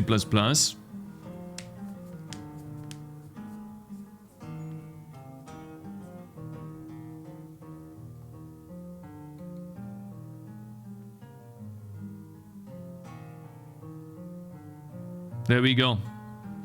So this, and then we turn this into a tier 3 ability. This is tier 2. This is tier 1. Safe. We have essentially almost our first path done at this point. There you go, guys. First path is done. Almost, right? I think I want to add in some more stats here at the top and below to make it more interesting. But that would be like a path. And then at the very end of this, which it doesn't really fit anymore, but essentially at the very end of this, okay, at the same height as this, as these abilities, right? I want to have, if this is the last ability here, then I want to have some sort of middle portion, a big node, which I guess, I don't know, will give it an energy symbol right now. And this is what it will look like. Which obviously shows you guys that I need to move the entire skill tree a little bit to the left. And then this is how it's gonna look. This is where everything goes in and out. So let's say we have an ability right here at the bottom. Right, that's the last ability. And I don't know, it's some weird ass ability that I don't use. They all go into this one big dig thing, which has like, let's say 5 stats, right? It's huge. It has maybe life, some really strong base life. It does give me something about projectiles, so maybe, I don't know, homing projectiles, let's give it another 20% or something. Then it also gives us, I have one cool thing, bleed damage, and I don't know, is it here? Yeah, bleed damage by 20%. Energy, maybe flat energy, you know, plus 10% as well. Maybe attack radius or something. Armor piercing would be nice too. Like some really, actually, okay, armor pierces here. Basically some crazy note, right? I work full time as a backend dev. This is so interesting seeing some game coding, so different from what I do day to day. I don't think it's that different, to be honest with you. Because I've done backend coding as well. And usually for the game, I do a lot of coding here. Right now, I have just built myself a nice little editor that allows me to do, to build the game in the game. Right, so that's the idea, essentially. That's how I want the game, the skill trees to look, essentially. Cakes, actually, I already read that. What do you guys think? And then, let's see, display skill tree. There you go. And then the origin.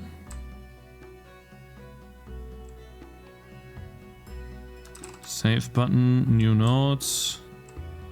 Selected node. Skill tree origin, there we go. Let's say we do 48. Let's move it 4 pixels to the left. What does it look like? Yeah, I could potentially move this a little bit more to the left, like it is right now. And then I will have to move the beginning abilities a little bit further to the left too. But essentially, this is what I want to have. Also, it looks like I can potentially move this 1 more to the left.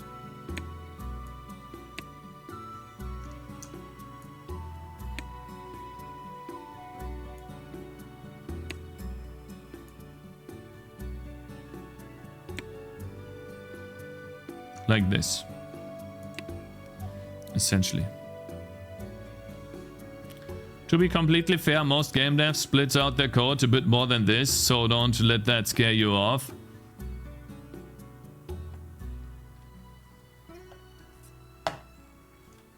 Having entity states, etc. for games is just very different realm than what I'm used to, but it is coding still, for sure, yeah.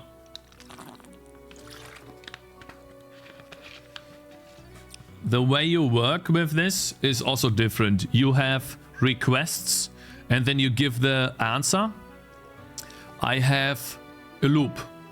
The loop thinking of the game takes a while to get into your brain. So like you have to realize or remember that, oh, this code is running every frame. So that means, oh fuck, I repeat this 60 times a second. I can't always add this value in, otherwise it's too crazy. The small errors, etc. are only upgrading the skill connected to it. No, homing strength works for all of the abilities. Wind slash, shield throw, spear. This works for all of the projectiles, except for the shield orbs. Alright, let's see. I wanna see how this works when we go for maximum. I wonder how that works. Alright, did I save this, by the way? Is this a tier 3? Yes, it is. Alright, let's see. Let's restart the game, guys. Test it out for the first time. Shield orbs. You guys ready? I wanna see what it looks like when we have two abilities that cost energy. Oh yeah, right, also.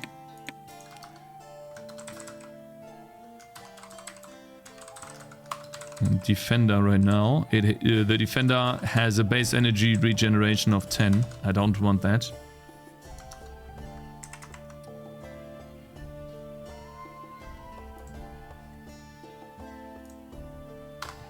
Alright, let's see. So this is what it would look like with all of the abilities, but no item. Oh wow, look at the wind slash. It's knocking them back. Damn. But you can see the issue, right? It is only using wind slash and it's never using this ability right here. So now I would have to go into the skill tree and invest into energy regeneration. I wonder if that works better. Let's see. Now we have energy on hit. And energy regeneration. Oh. Oh wait, I see. Since it's... I get it now. Since the projectile is piercing... It doesn't create the shards, the splitting shards. It should split every time, I think. Let's see. So it does work.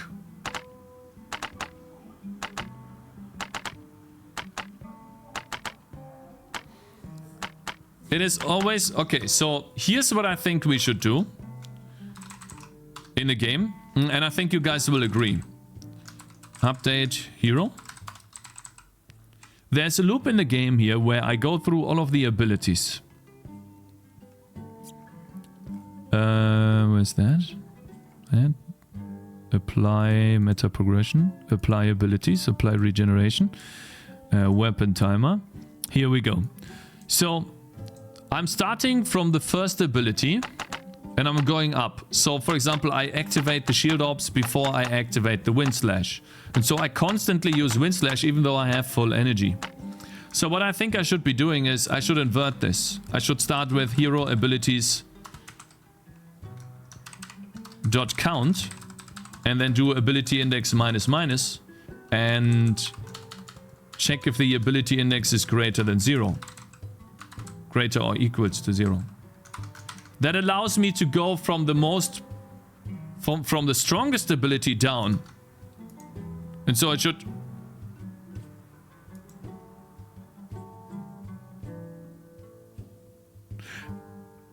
Yeah. Shit. I need to do -1, of course.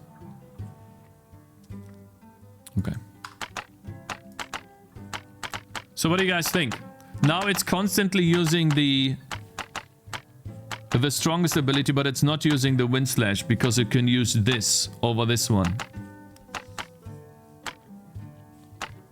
So what I'm doing right now is just debugging these abilities to test their cost, cooldown, and how it would look like if this guy had full abilities apart from the level 4 ability, because the level 4 ability is not something I can activate or I don't have implemented in the game yet. So I give it a huge cooldown.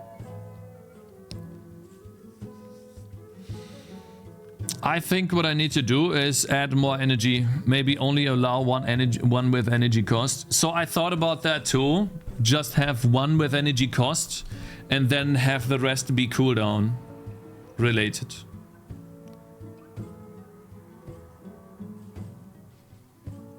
That could be too.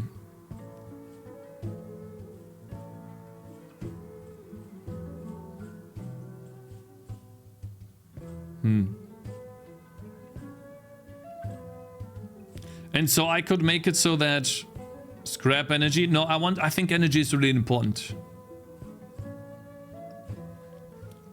I don't get the point of energy. Giving everything an appropriate cooldown seems to work as well.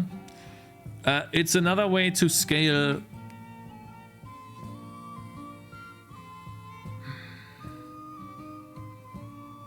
Said this 2 hours ago. Yeah, I know, guys. I was thinking about this too, but I think it has a place in the game. Makes the game overcomplicated for no reason? I think it doesn't.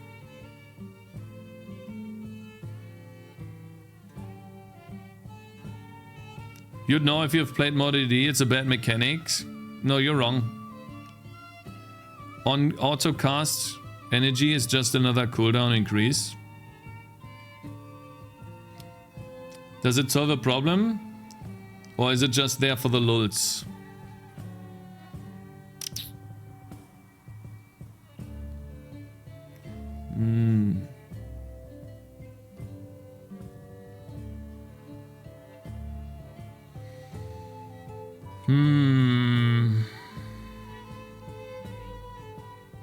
Energy with autocast doesn't make sense.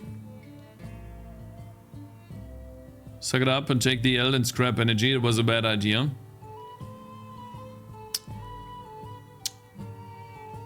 I have to test it out at least. I don't play a lot of TDs, but it sounds like Rico has a point. I know you guys are probably right, but I don't want to just scrap it. Energy makes sense when you manage the resource, but with autocast you're not doing it. You're right.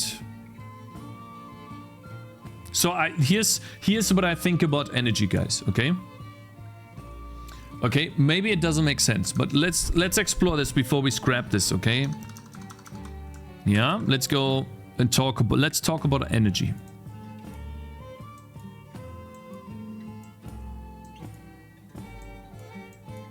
Okay, and plus autocast.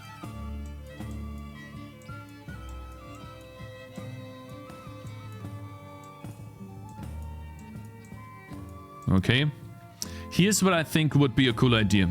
Let's say I have an ability and that costs energy. Let's say 10 energy. It's the cost. I could have something where I say damage is 10 plus energy consumed.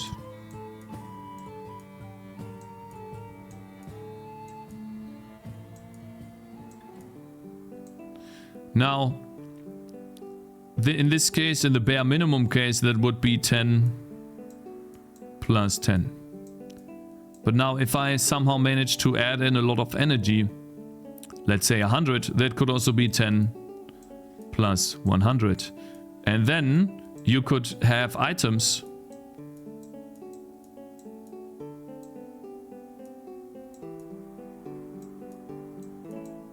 that give plus 20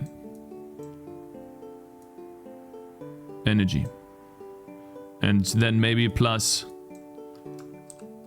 or 5 energy per second.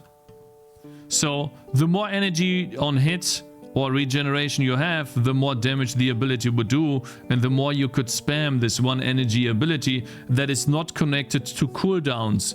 You will still use all of the other abilities on cooldown. You could make cooldown very low, but with this mechanic, you could invest somehow into energy, and at the end of the day, the more you invest into energy, the more you have this one ability that you spam and make a lot of damage with.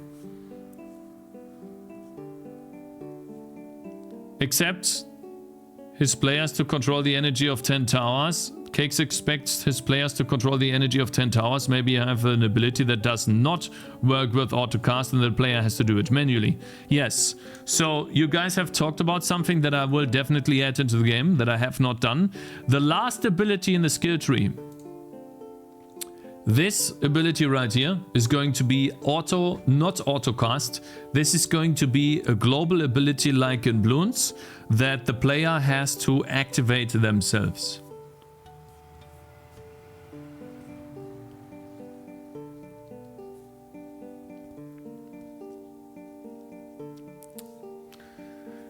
So I don't expect the player to control the energy levels of each unit. Use energy for the global ability then.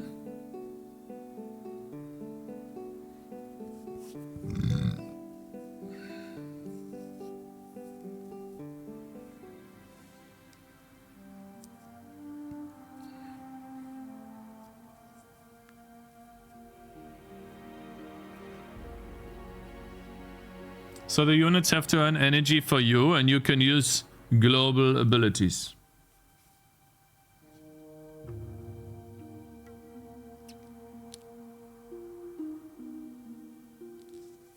Will the game have mechanics for generating additional money? Yes, there will be.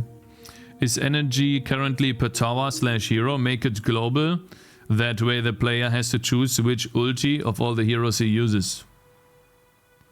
That's way more manageable for players. I agree with that. Energy could make sense for the player triggered very special OP abilities.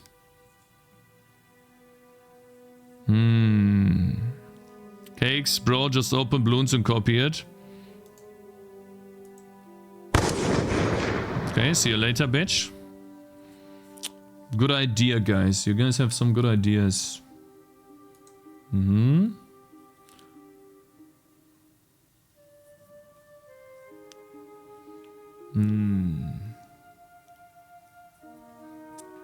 You guys have some good ideas.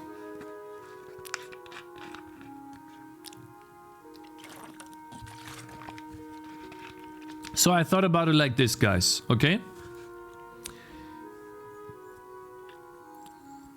These global abilities have a very long cooldown, and they will appear as icons to be usable maybe here on the left. Or somewhere else. I don't know where to put them yet. Because if I have a unit selected, it shows me this bottom bar. Now I have to figure out where to place these icons. If I place them too high up, then they're always visible in the game and it looks really bad. So let's say I put them to the left here, right? This is where they are. New fucking interface. I need to somehow have that. Cakez, for example, every hero has 3 ultimates and you choose one, then you have to use the global energy to use the ultimate. Yes, that is what I'm thinking about right now. Or just these global abilities have a cooldown. And then they stack up like in Bloons. If, for example, the spear toss, let's say that, right? The spear toss is the global ability of this guy. Then he's just gonna use this global ability. I can use this global ability by clicking an icon here. Boom. And then if I have 2 units that have this ability, it will show me the icon with a stack count of twice.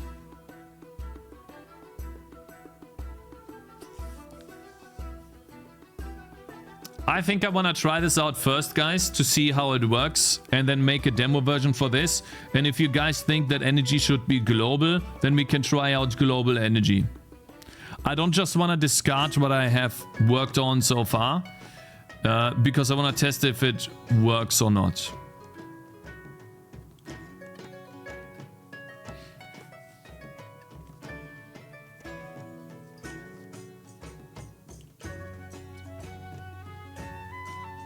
Yeah.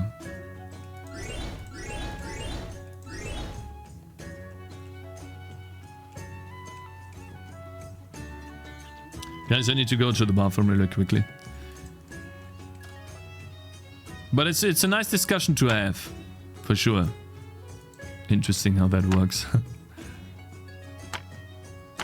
Also, what about homing strength? Why? Oh, I don't have that. Wait, projectile speed? Homing strength? I want to have homing strength in there. But over here, boom. I want to have more homing strength. Oh yeah, right. I can't do this. There you go. That's a bit better. Look how fast the projectiles are now, guys. Take a look at this. Isn't that nice?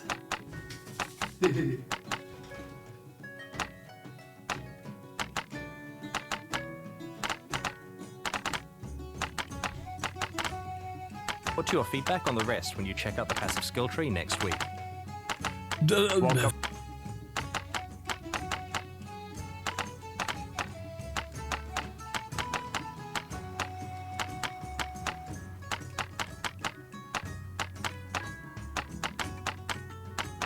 So Mr. Das sieht zumindest! Das sieht zumindest!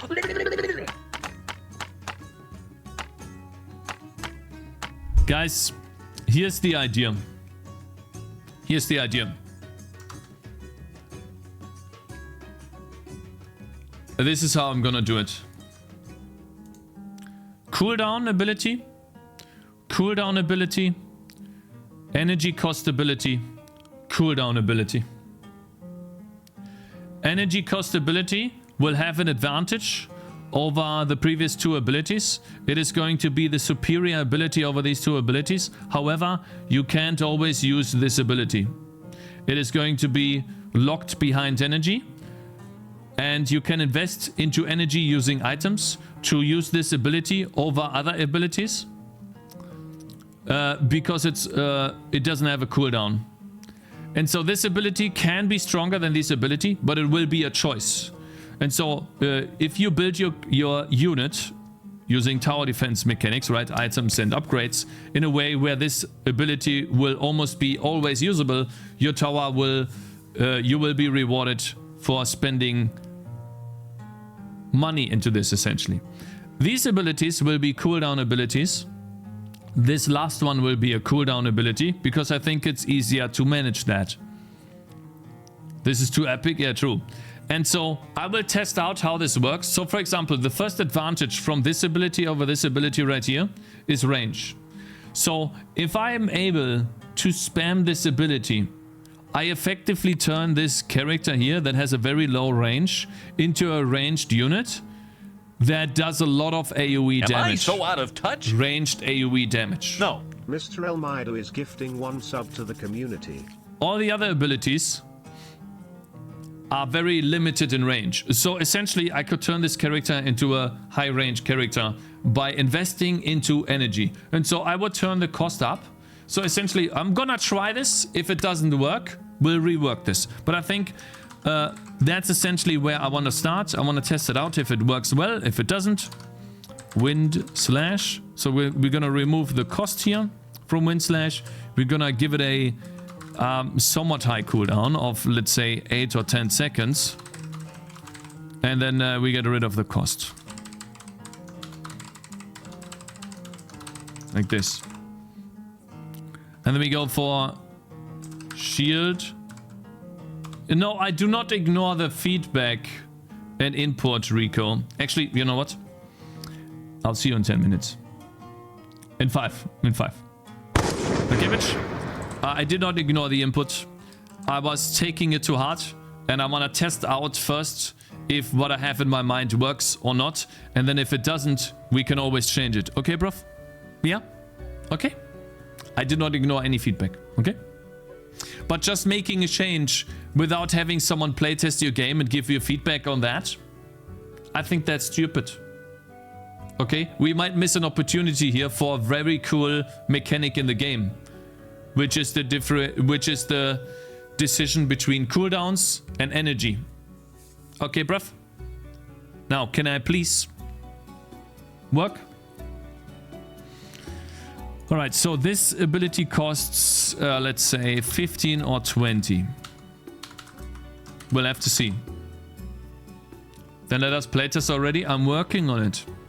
It takes time to build these skill trees and characters. So now this has 9 seconds cooldown because we have some cooldown reduction. 8 seconds cooldown. I don't know where that comes from, but okay. Actually, let me fix a bug really quickly.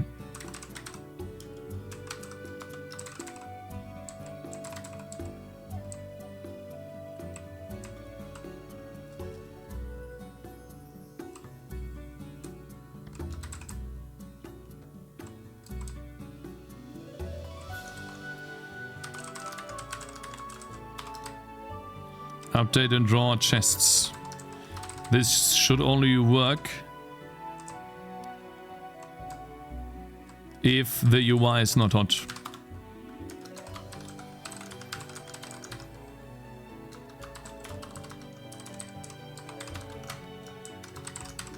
There you go.